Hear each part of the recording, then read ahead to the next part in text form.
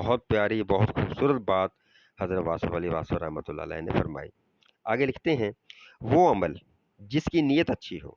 اب دیکھیں اس کا دوسرا رخ، وہ عمل جس کی نیت اچھی ہو خواہ وہ برا ہو خوف سے آزاد رہتا ہے۔ یعنی جس کی نیت تو اچھی ہو لیکن اس کا نتیجہ برا ہو۔ اب نتیجہ برا ہونے سے کیا مراد ہوئی؟